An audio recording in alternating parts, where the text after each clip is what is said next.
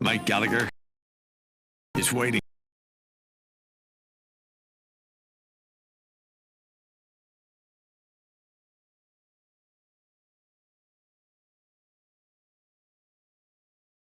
Fifth president of the United States, the Democrats are going to have to speak under oath.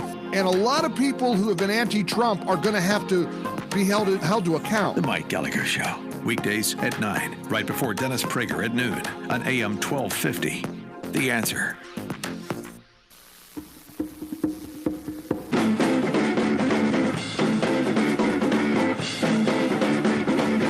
Now what? Donald Trump pulled the trigger, and Qassem Soleimani won't be coming home for dinner tonight. He was blown to bits by a drone last night at the Baghdad airport. Republicans are cheering, Democrats are criticizing, and there are lots of dire predictions about what to expect now. Here's what the president said a little while ago. The United States military successfully executed a flawless precision strike that killed the #1 terrorist anywhere in the world, Soleimani. Soleimani was plotting imminent and sinister attacks on American diplomats and military personnel, but we caught him in the act and terminated him. Under my leadership, America's policy is unambiguous to terrorists who harm or intend to harm any American. We will find you. We will eliminate you. We will always protect our diplomats, service members, all Americans, and our allies. For years, the Islamic Revolutionary Guard Corps and its ruthless Quds Force under Soleimani's leadership has targeted, injured, and murdered hundreds of American civilians and servicemen. The recent attacks on U.S. targets in Iraq, including rocket strikes that killed an American and injured 4 American servicemen very badly, as well as a violent assault on our embassy in Baghdad, were carried out at the direction of Soleimani. Soleimani made the death of innocent people his sick passion, contributing to terrorist plots as far away as New Delhi and London. We're the victims of Soleimani's many atrocities, and we take comfort in knowing that his reign of terror is over. Over. And when we come back, we'll talk to a guy who saw Soleimani's work firsthand in Afghanistan. He's also running for Congress against Connor Lamb in District 17. Sean Parnell coming up. Stick around.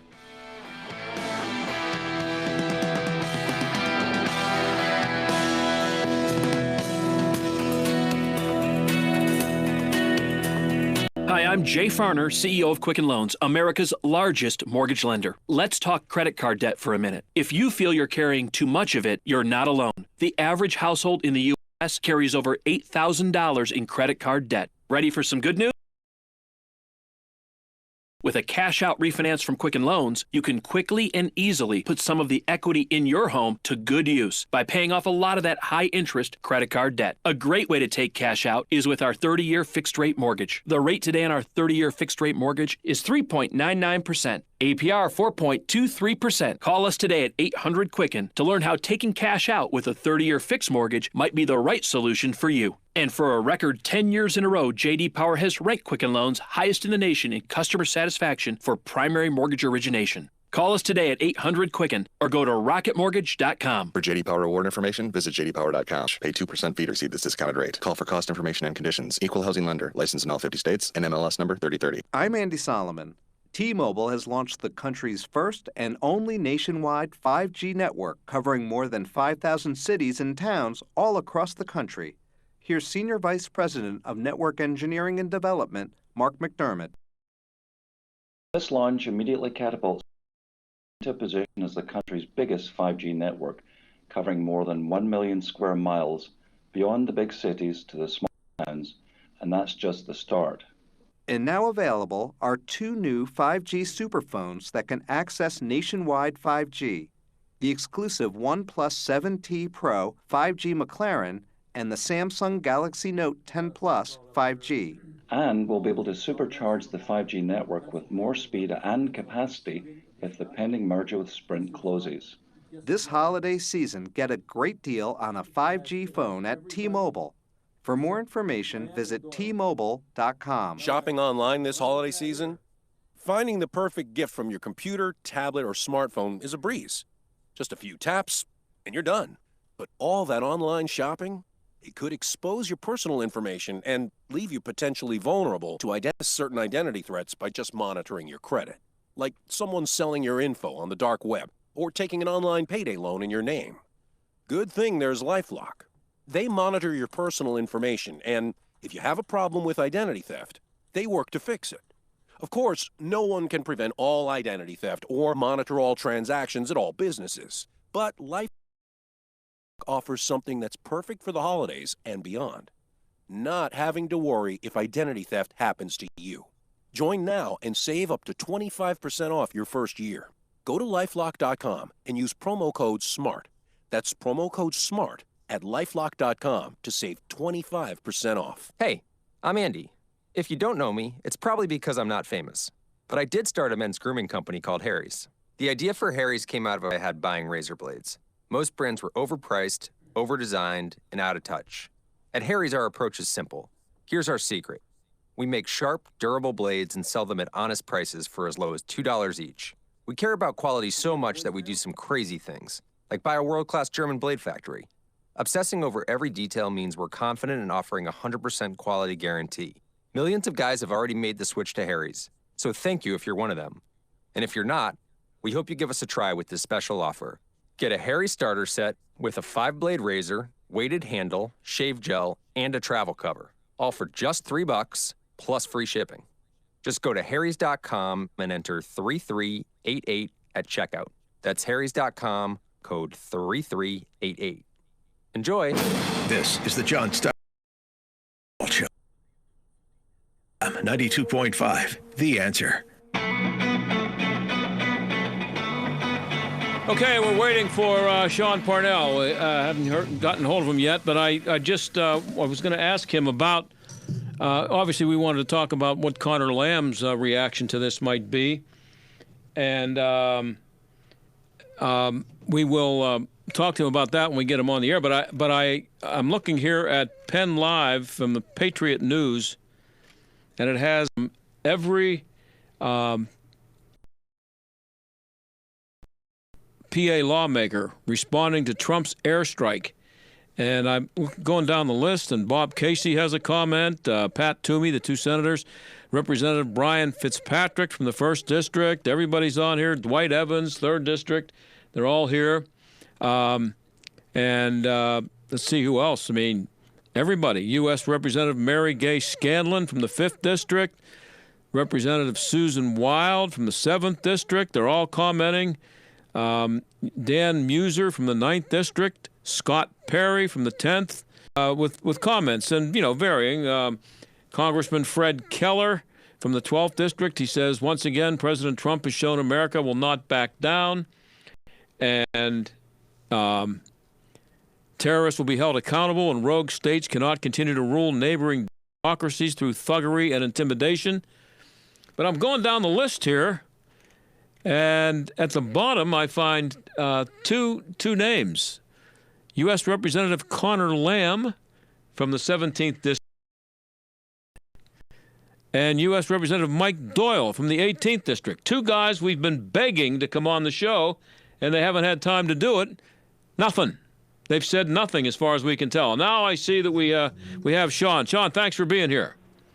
Hey, thanks for having me. I always love joining you. Well, listen, I was going to ask you about this as we went along here, but waiting for you to come on, I was looking at this list of all the headline of the piece is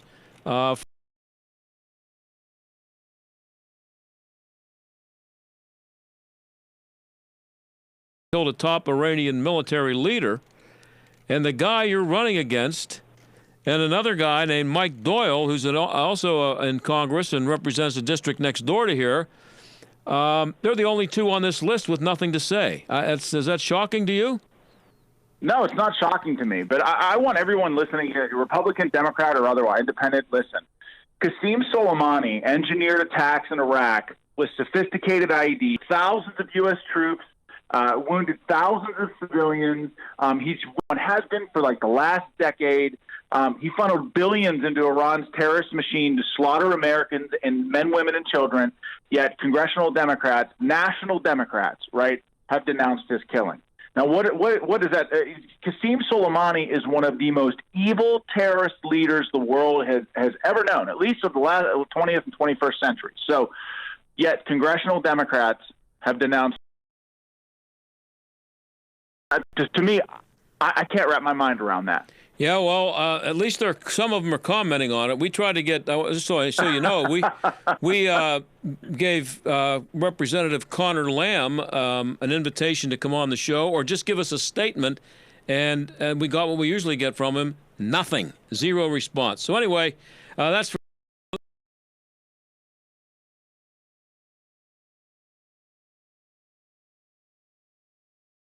stupid, but. This guy's a big guy with the Iranian military. Iraq is supposed to be on our side, and Iran is supposed to be an enemy. So what was this guy's convoy doing in Baghdad, and what was he doing organizing demonstrations in Iraq? Is he like a welcome guest there? No, listen. I'll tell you exactly what he was doing. When Soleimani was about to pull the trigger on another major attack on U.S. diplomats and American personnel in Iraq. That's exactly what he was doing, and that's why he was killed. And one of the things that bothers me about the criticism of this attack is, listen, people need to understand that Soleimani was a legitimate military target that has done nothing but threaten and kill Americans and kill civilians for decades now. And so this idea that, now Iran is going to be angry and this attack could lead to retribution, as opposed to what? The Iranian regime has been attacking and killing us for decades. And for God's sake, 3 days ago, they attacked an American embassy. You know, I mean, us killing a military leader, I don't see any benefit to treading lightly with the Iranian regime anymore. They've gone far too long, and they've not been punched back by this country at all. And this is the first, I think, of many punches. Ultimately, John, what I think this attack will do is deter further conflict with Iran. You do, and because a lot of people think, you know, everything from World War III to another Iraq war. No, look, I think it's really important in this instance specifically to draw a distinction between a terrorist, right? Essentially, which Obama did for 8 years with drones, and you never heard anyone criticize him on the left, for God's sake. No. But you can target a terrorist, right? And you can take out a terrorist with no collateral damage, by the way, right? And not be dragged into a protracted conflict with Iran. You know, and I think that the president, and we know how the president thinks on these types of issues, the president loathes protracted conflicts, and he's more in favor of precision strikes, and that's exactly what he did against Soleimani.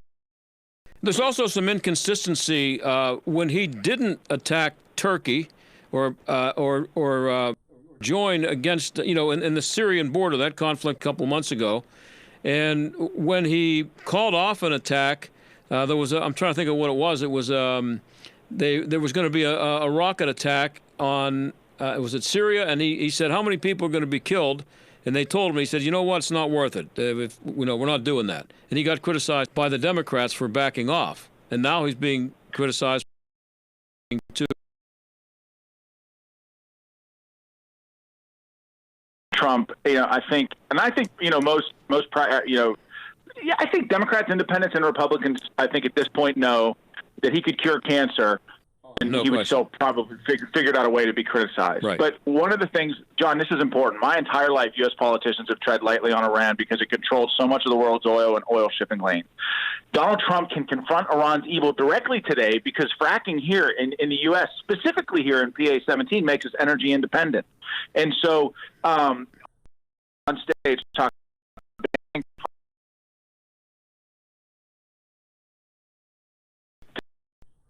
on military targets, like, for example, Iran, all around the world. So fracking, not only does fracking have a tremendous economic benefit here in Western Pennsylvania, but it also gives us national security flexibility, and it gives the president the ability to conduct strikes globally against our enemies, and we should support that. Yeah, you tweeted today about your personal your personal reaction and what happened to you personally, Soleimani, in Afghanistan. Can you explain what that was? Yeah. Thanks for bringing that up. I was in Afghanistan for 485 days, and I saw firsthand how entrenched Iran was in supporting the insurgents that we were fighting in Afghanistan. There was a strike in January of 2007, where my platoon was built the first combat outpost in Afghanistan. We were attacked by 300 enemy fighters. Now, we took the fight to the enemy. We won the day. We killed all 300. And when we got on the site, we did what's called a sensitive site exploitation, or SSE, right? And we went on site. We realized that every machine gun, PKM, AK-47, RPG-9, armor-piercing rounds, the best, newest equipment you could possibly imagine, all fresh from an Iranian factory line, faced every single day. I mean, one of my trucks in my platoon rolled over all plastic Italian TC-6 anti-tank mine, wounded 4 of my troops and killed my FO. An Iranian IED cell did that, and Soleimani was the architect of that. We should be cheering his death today as Americans, not criticizing a president for doing it. And we're hearing that this guy was plotting to kill lots of Americans in lots of different places, and you mentioned that. So this was as much or more preemptive than retaliatory. I think a lot of people are looking at this as a retaliation for some of the things that you just mentioned there, and that's probably part of it. But it was more preemptive than anything, correct? Right.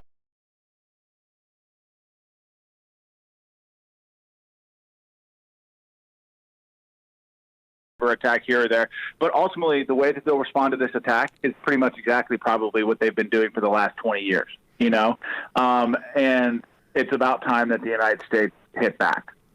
Now, Democrats are saying that this was a risky move. All of them are prefacing it by saying that they agree that this guy was a rat and needed to die, but they don't like the way it was done. But they're also saying that they should have been consulted. Now, if you were in Congress, sitting in that seat, the 17th District, would you have expected to be consulted?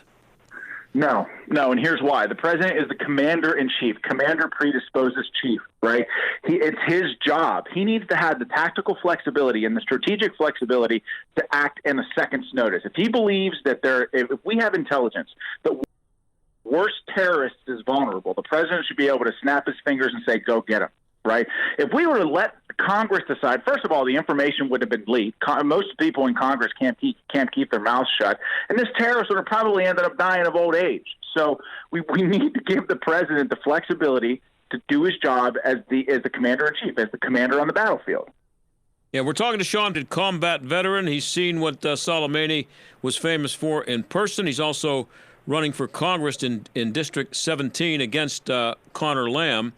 And again, Connor Lamb, we asked him to be on the show. We were going to have him on at 5:30 right after Sean if he wanted to do it. No response. And as I said, we can't – I don't know if you've been anywhere. No. And he ran on part of, when he ran on being a Marine. You'd think a Marine would have a comment on something like this. Yeah, he is a Marine. When we there's a couple of different ways of looking at this. I want to be the devil's advocate here for a little bit, because I grew up during the Vietnam era, and I had friends whose lives were affected by that, lots of them.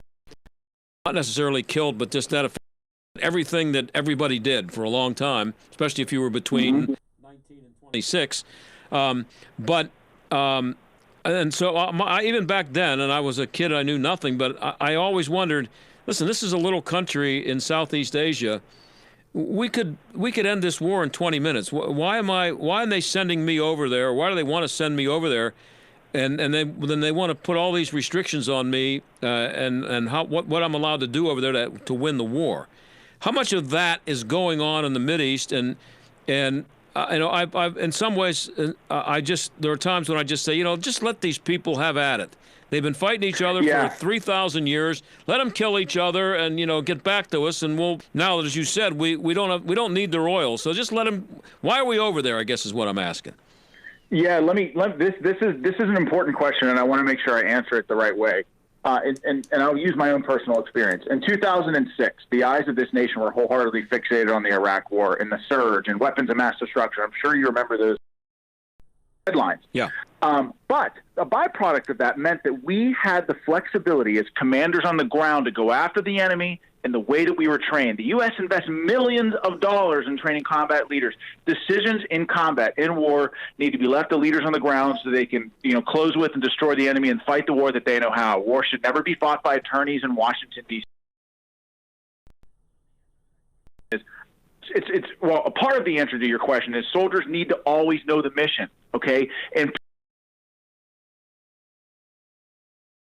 to have in front of our troops who are going into the fight, but there also needs to be a clearly defined end state. And what I mean by that is, what does victory look like? Right. We've been in Afghanistan since 2001. If I went in Afghanistan to every different platoon on the border there, I'd ask, hey, what's the mission? What's the mission? What's the mission? I bet you I'd get a different answer from every soldier I asked.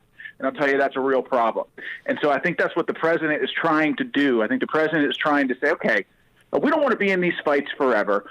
Can't clearly define it. Yeah, but what you just said, I agree with. But the president is a politician, but he was designated the commander-in-chief by the guys who put the government together, the founders. So you're always dealing with one politician. Sometimes we've had guys who, have military experience, but Donald Trump sure doesn't have any. But he's calling the shots. Right. Well, I mean, look, John, here's what I think. I think that if we send soldiers to war, right, that's an unbelievably difficult decision. But if we do it, they should know the mission and they should know what the end state looks like. But if we send soldiers to war, we have a moral obligation to win, right? Because otherwise those kids that you just talked about going to Vietnam, come back from that war and wonder what the hell they went for, right? So if we're going to send soldiers and we're going to make sure that we've got troops on the ground fighting, they better know the mission and we better win. Yeah, I had a guy who lived in front of me, my neighbor for several years. He was a Vietnam veteran, and he talked all the time about how frustrating it was when he was there. I can't remember the specifics, but they would be hit with some kind of an attack, and they'd want to retaliate, and they weren't allowed to because of some rule that they had. And he said it was really frustrating for the guys over there. Well, that's how it got to be in Afghanistan. We didn't have that issue in 2006, as I mentioned, because politicians were focused on the Iraq War. But when the strategy shifted from counterterror to counterinsurgency around 2008, counterinsurgency is basically when President Trump says we shouldn't be policing these places. That's what counterinsurgency is, a U.S. soldier presence in every village. And what happens when you do that, you spread our forces so thin that the enemy can elude you. They can walk one mountain, one ridge line over and penetrate right into the heart of Afghanistan and avoid, so counterinsurgency, I think that strategy is what caused us to lose the initiative in the war in Afghanistan and put us in a place where we are now. If we want success in Afghanistan, we can probably pull a large portion of our troops, focus exclusively on kinetic strikes. Let's find the enemy and kill them, right, so that the government in Afghanistan can effectively secure and govern their own people, right? So shift from counterinsurgency back to counterterror, kill the worst of the worst, and in doing so, you give the government the time to grow and secure their people, as I mentioned. I think that's what I would do if I were calling the shots. Does President Trump strike you as the kind of guy who gets that? I do. I do think that I do think that he's the kind of guy that wants to go after the enemy. I think but my sense is that he does not like long, drawn-out, protracted conflicts. He likes surgical strikes, clearly defined missions with end states, and I think that's part of the reason why the Afghan war has plagued him and bothered him so much. And he consistently asks, the higher, like, can we get out?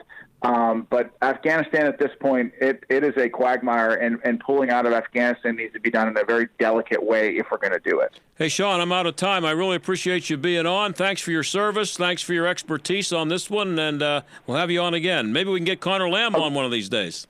Appreciate it.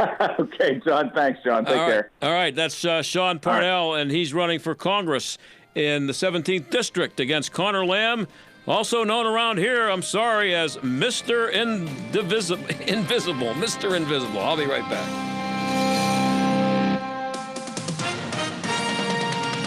With SRN News, I'm Keith Peters in Washington. In a brief address to the press at Mar-a-Lago today, President Trump said the killing of General Qassem Soleimani was not undertaken in an effort to begin a conflict with Iran. Last night to stop a war, Mr. Trump said. We did not take action to start a war. We do not seek regime change. However, the Iranian regime's aggression in the region, including the use of proxy fighters to destabilize its neighbors, must end, and it must end now. SRN News military affairs analyst Colonel Robert McGinnis says Soleimani was flying under the radar when he was killed by the airstrike. I think the leadership in Baghdad are tired of Soleimani and the interference of the Iranian regime. Even though there are a lot of Shiites in the government, Iraqi Shiites are not Iranian Shiites. On Wall Street, the Dow down by 234 points, the Nasdaq dropped 71, the S&P 500 lower by 23.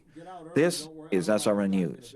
Texting privacy policy and terms and conditions are posted at textrules.us. Texting enrolls for recurring automated marketing text messages. Message and data rates may apply. Hi, I'm Tom from Kane 11, and I have one question for you. What size socks are you wearing right now? If you're like everyone else I've asked, you simply don't know. How could you? That's because until now, socks were made in one size fits all or just a couple of sizes to fit every size foot. But not at Kane 11. We make our socks in 11 individual sizes from 7 to 17.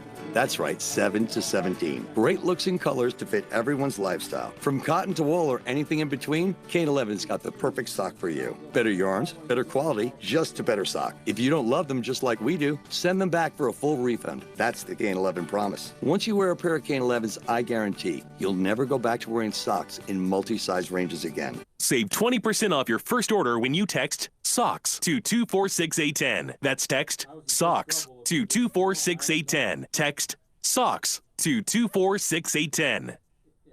Hugh Hewitt knows where his vote is going in 2020. There's not going to be an election year recession. Democrats are so sad that people are going to keep their jobs and get wage increases. Because if you vote for a Democrat next year, you're just crazy. You're voting against your economic interest. That's the election in a nutshell. Trump might drive you crazy, you might love him, it doesn't matter. I like this economy. The Hugh Hewitt Show. Weekday mornings at 6, right before Mike Gallagher at 9 on AM 1250. The Answer. If you're an employer, a business owner, you have 5 to 100 employees, listen up. The cost of doing business continues to skyrocket, strangling your HR department with more regulations, administrative duties, and liability than ever. I'm John Steigerwald. Your health plan's a big part of that cost. Another year, another 10% rate hike, another $1,000 increase on your deductible, another hospital or doctor you can't go to because they're not in the network. Isn't it time for a change? Well, stop the insanity and call Marley Financial, the most innovative agency in the industry. Put an end to the annual increase. Give your employees a national network that all hospitals accept and reduce your monthly premiums by 20 to 30%. It doesn't matter when your renewal is. Marley can help today. Call 724-884-1496. Marley Financial, 724-884-1496. 724-884-1496. Healthy pets, healthy people, focusing on a natural, holistic approach for human and animal wellness. Host Dr. Edmund Solkowski and his guests discuss various topics on health and wellness for us and our companion animals. Airs each Saturday, live from 9 to 10 in the morning on 12:50 a.m. The Answer, giving you the opportunity to call in with your questions. A healthy pet is a happy pet, and being healthy makes people happy. Tune in, listen, learn, be well. 96 elephants are killed every day in Africa for their ivory. That's 35,000 a year. With your support, more poachers can be caught.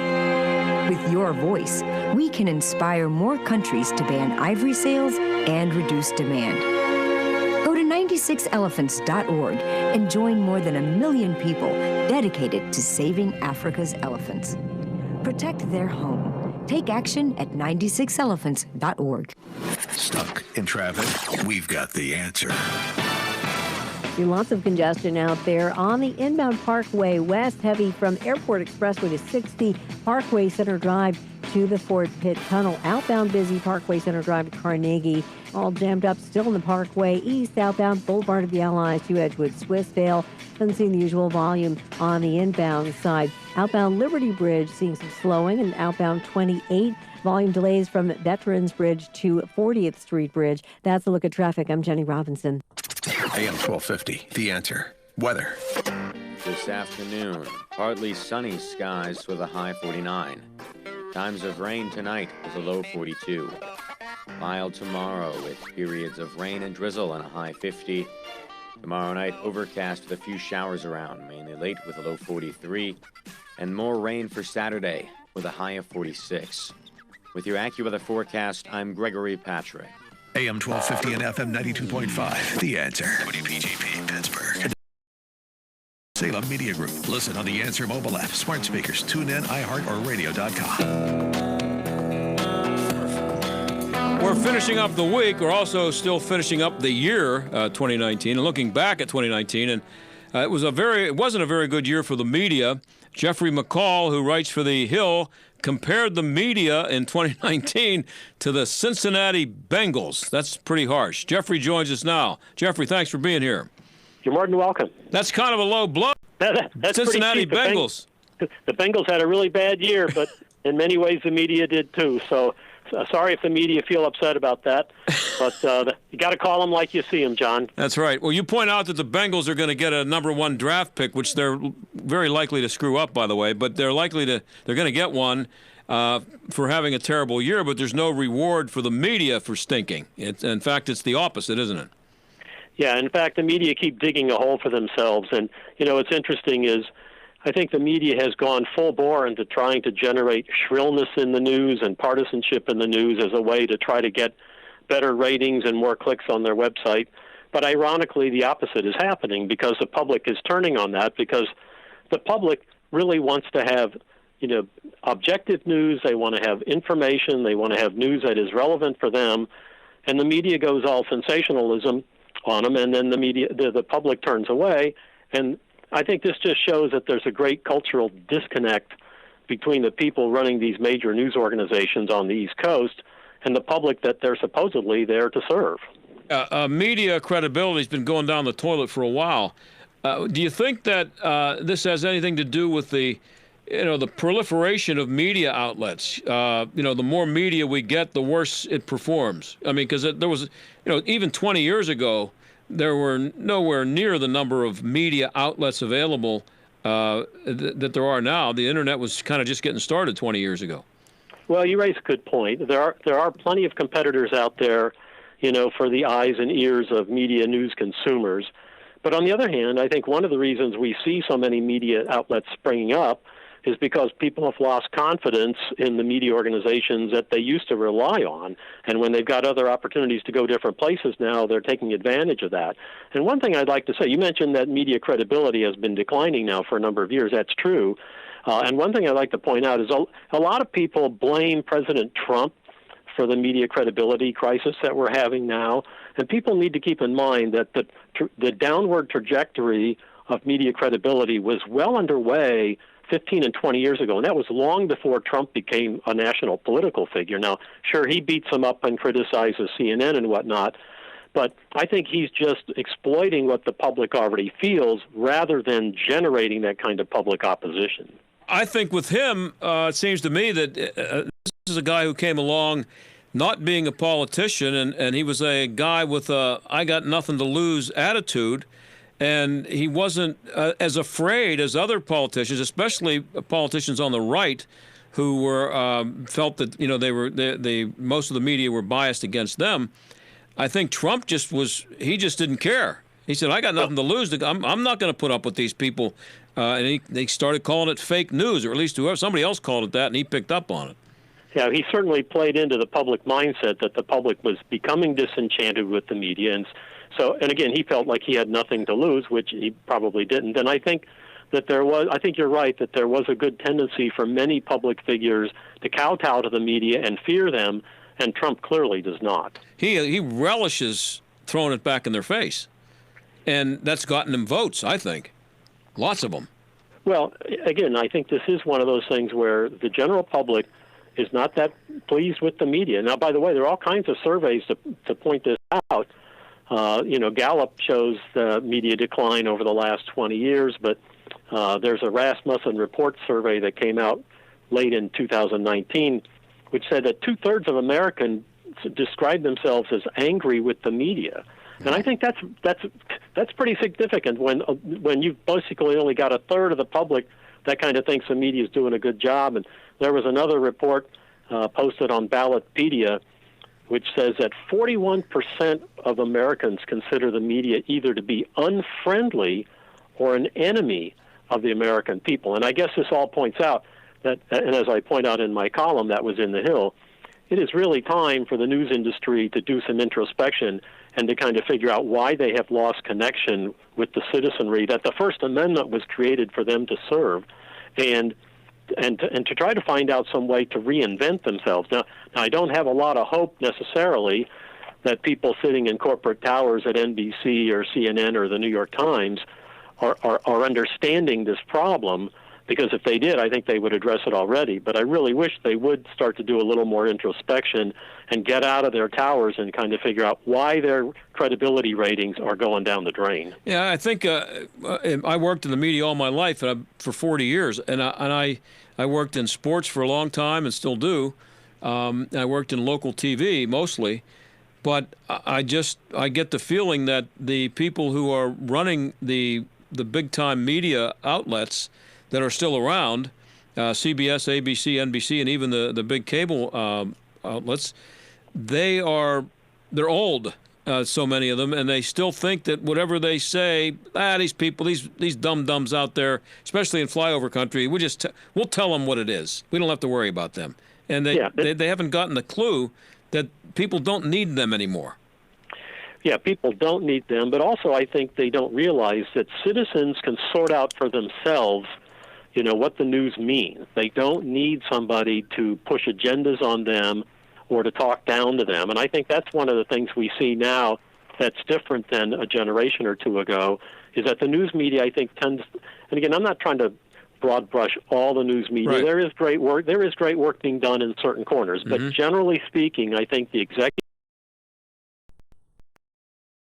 powers that I complain about look down their noses at the public and think that they know more than they do, and that it's important for them to tell them what to think, when really I think that the citizenry, the general public, doesn't want to be told what to think, and they want information and they don't want to be lectured to. We're talking to Jeffrey McCall. He writes for The Hill. He wrote a piece in which he compared the media in 2019 to the Cincinnati Bengals. What a low blow that was. But so what were some of the media low points struck you? Well, there are several, and I mean, I mentioned a few of them in the column, but I could have gone on and on if I'd wanted to. But beginning just last January, when they had those Covington Catholic high school students in the nation's capital, and the media just went on a frenzy, and mostly they were just taking the lead from what they saw on social media, and they totally mischaracterized that story altogether. And also, by the way, when you go to Washington, D.C., I'm sure you've been there a number of times, you can find a demonstration just about on every street corner. Right. And so here the news media exaggerated the importance of a few Covington Catholic high school kids standing on a corner and getting into a confrontation, quote unquote, with a Native American, and they made a big deal about that. So, I mean, that was where it started, but then we followed that up with the news media taking seriously the Jussie Smollett situation. Boy. And let's face it, that had, scam written all over it from the get-go. But think of the number of days spent on Good Morning America, people agonizing about poor Jussie Smollett being a victim. Oh, Robin Roberts was in tears. Oh, my heavens, yes. And those are kind of like one-off, isolated, sensational things. But I think looking at bigger picture things, you can look at how the Mueller investigation was reported. I think you can look at the coverage of the Democrat presidential candidate so far, which has been pretty vacuous when you get right down to it. Mm-hmm. And not to mention then the way the impeachment situation has been covered all fall, where it's really kind of non-nuanced and devoid of facts, but really high on profiling grandstanding politicians who want to make a name for themselves. Yeah, I came up with a name for what I saw happening, and I think I started using it with the Covington kids' story, and I think it permeates a lot of what's going on at CNN and MSNBC especially, and that's it's wishful thinking journalism. That's a great way to put it. A great way to put it. They latch onto a story and say, "Oh boy, this is a good one. We got them now." And they look for everything in the story that's going to fit what their narrative, what they want their narrative to be, and they ignore the little items that might not fit into that narrative. And wishful thinking journalism, as you defined it there, is a very dangerous thing for our nation, because our nation, has many complex problems in front of it, and we really need to get some information from the people that presumably are there to serve our interests. And when they're only serving their own interests and pushing their own narratives and doing wishful thinking, they're serving their own selfish purposes and not the purposes that the First Amendment was designed to put in place, and that was to serve the information needs of a democracy. Yeah, and I still wonder how much of it is because of the amount of competition. Walter Cronkite and Tom Brokaw, they didn't have to worry about a fragmented audience so much. They figured they had their regular viewers, they could tell them anything they want, or maybe they felt like because there were only two other at the national level, two other competitors, that it was easy for people to compare, because if you don't like what Walter Cronkite's doing, it's one switch on your dial and you're over to the next guy. Well, I think your point is well taken, and I agree to a large degree that the lessened competition in the past is a factor, and that there's more news outlets now. But I guess my instinct is that is part of the picture, but that also a big part of the picture is just a decline in professional standards and professional motivations. And that's one thing I sometimes see when, I look at reports on some of the cable networks, and, like last fall when MSNBC's Lawrence O'Donnell came on and told us that he had all the goods on Donald Trump obtaining loans that were co-signed by Russian oligarchs. Yep. I'm thinking, wait a second, do you have the goods on that? And he only had one source, yes, at best. But NBC let him go on the air live with that. And I'm just thinking, there was a time where you mentioned like Walter Cronkite, and in my column, I talk about Frank Reynolds. Those guys would never gone on air live with a story that was so poorly sourced.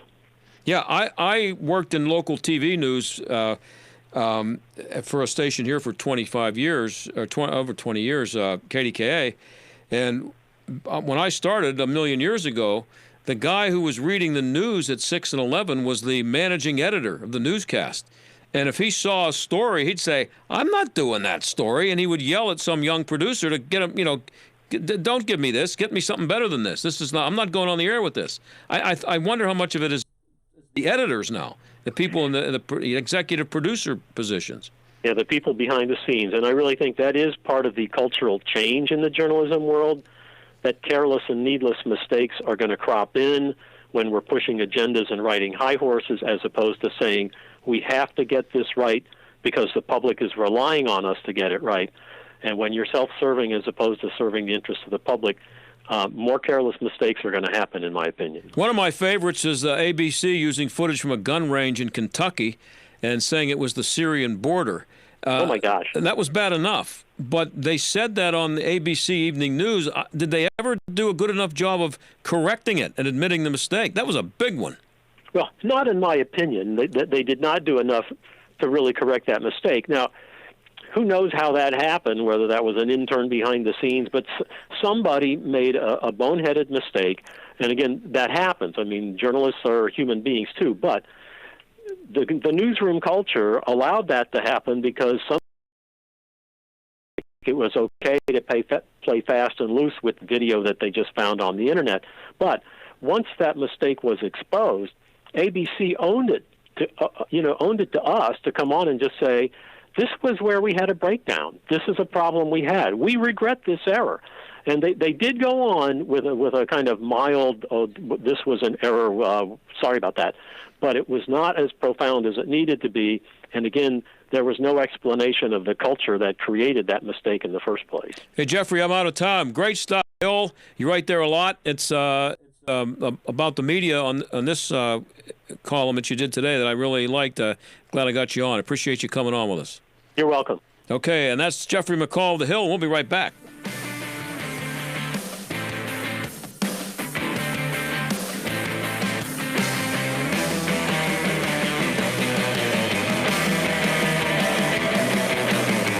If you're an employer, a business owner, if you have 5 to 100 employees, listen up.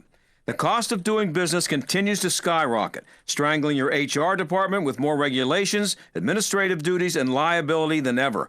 I'm John Steigerwald. Your health plan's a big part of that cost. Another year, another 10% rate hike, another $1,000 increase on your deductible, another hospital or doctor you can't go to because they're not in the network.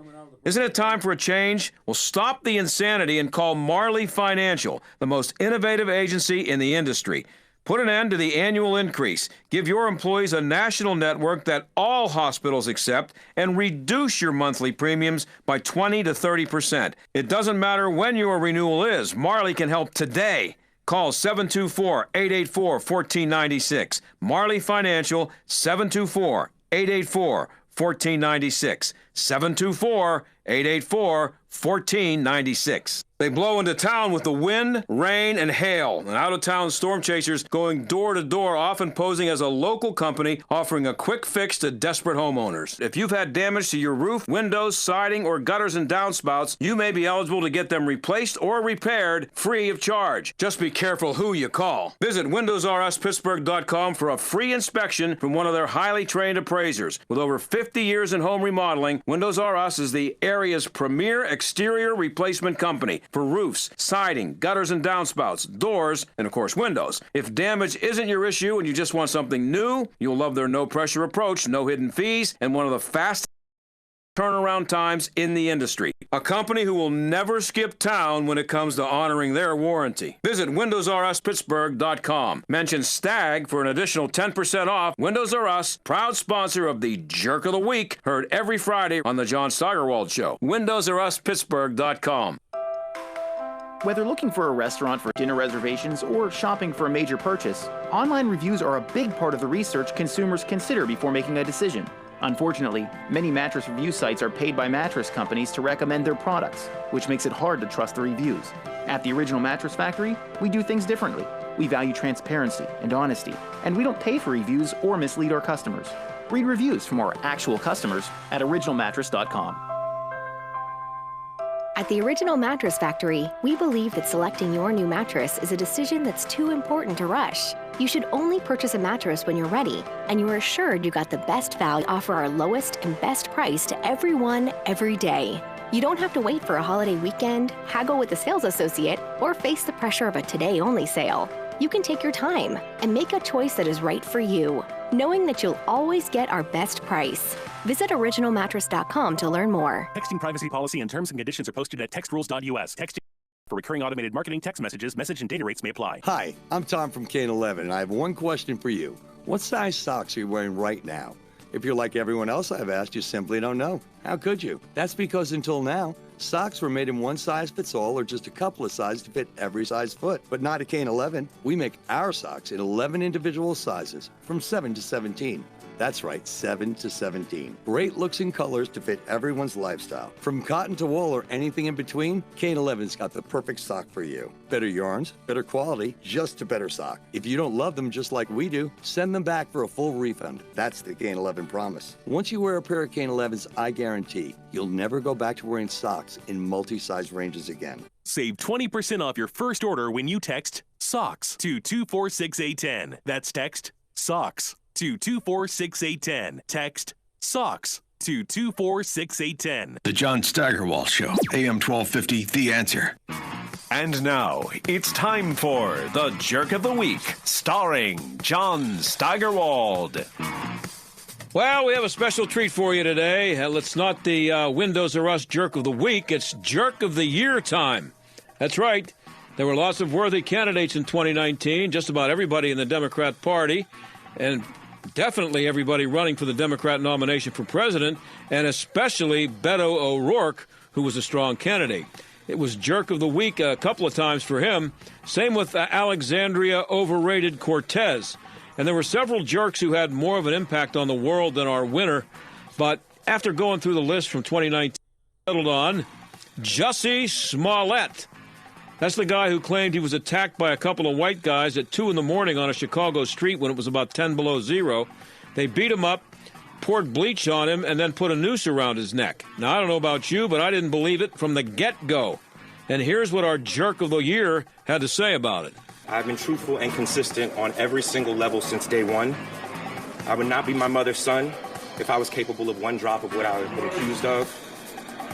This has been an incredibly difficult time, honestly one of the worst of my entire life.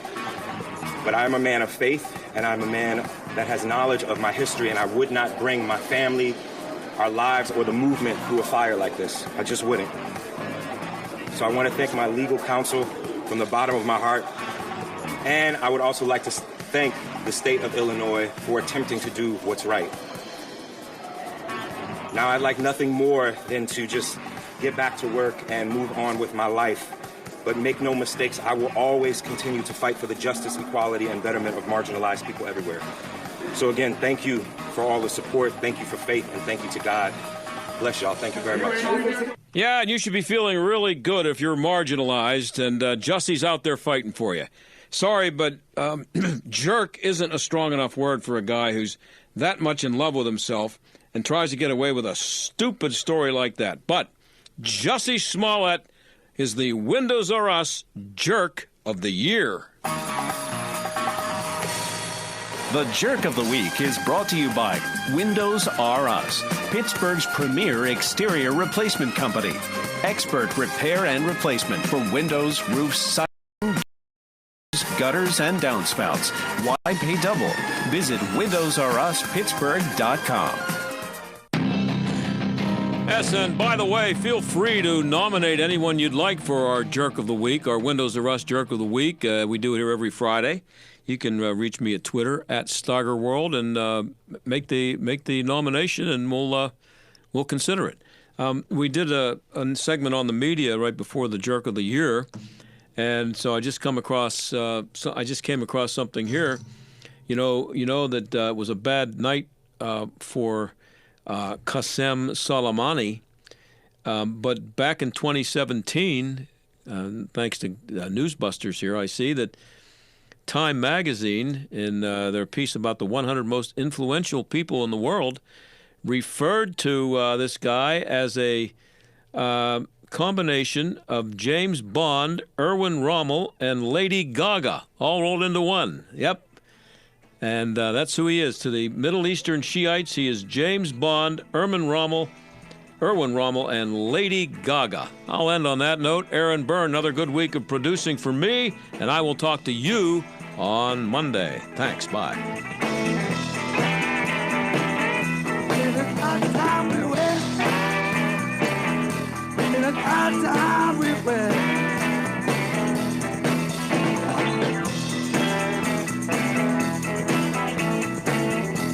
The John Steigerwald Show is a production of AM 1250, The Answer, and Salem Media Group. Do you or your business have financial problems? Are you overwhelmed with debt? Then call me at